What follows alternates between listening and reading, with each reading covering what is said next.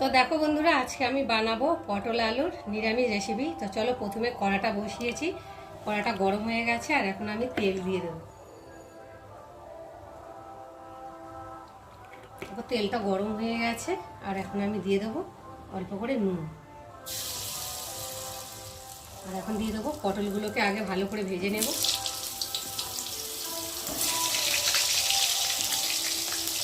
পটলটা আলাদা ভেজে নিলে তো খেতে ভালো লাগে, একসাথে দিলে তো আলু পটল ভালো ভাজা হয় না।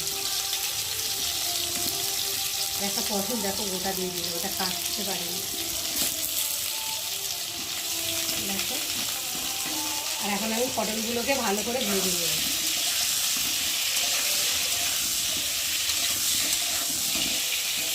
নিয়ে আর অল্প করে একটু হলুদ দিয়ে দেবো,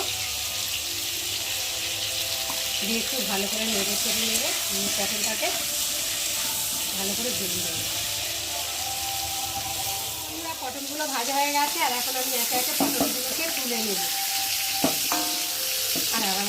আর আমাদের এখানে পুজো হচ্ছে, তো পুজোর গান হচ্ছে, বুঝতেই পারছো, আওয়াজ শুনতে পারছো। তো যাই হোক, এই দেখো পটলগুলো ভেজে আমি এখন তুলে নিয়েছি। আর এখন কড়াতে তেল আছে, আর একটু তেল দেবো অল্প করে। তেলটা দিয়ে দিলাম, দিয়ে এখন ফোড়নে দেবো গোটা জিরে ফোড়ন। দিয়ে ফোড়নটাকে একটু ভালো করে ভেজে নেব।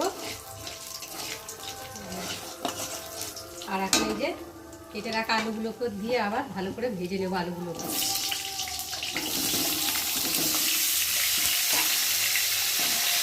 ভালো করে নেড়ে দেবো।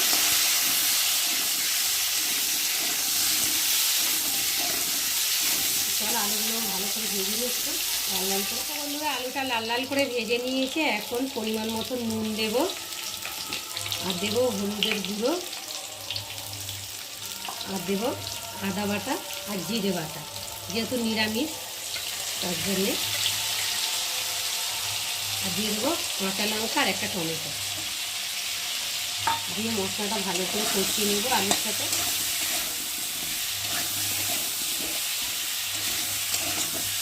কষাতে যখন মশলার একটা গন্ধ থাকবে তখন পটলগুলো দিয়ে দেবো। চলো ভালো করে এখন আলুটার সাথে মশলাটা টমেটোগুলো ভালো করে কষিয়ে নিই। মশলার সাথে আলুটা ভালোভাবে কষিয়ে নিয়েছে আর মশলা থেকে তেলও ছেড়ে দিয়েছে। আর এখন আমি এই যে ভেজে রাখা পটলগুলোকে দিয়ে একটু ভালো করে মশলার সাথে কষিয়ে নেব। নেড়ে দিই ভালো করে। পটলটা সবে দিয়েছে, তো একটু মশলার সাথে না কষালে পটলের ভিতরে মশলাটা ঢুকবে না, সেটাও ভালো লাগবে না। তো তার জন্যে দেখো আমি কাঁচা লঙ্কার তরকারিটা করছি একটু সাদা সাদা হলে কী হবে, কাঁচা লঙ্কা অনেক টেস্ট লাগে খেতে।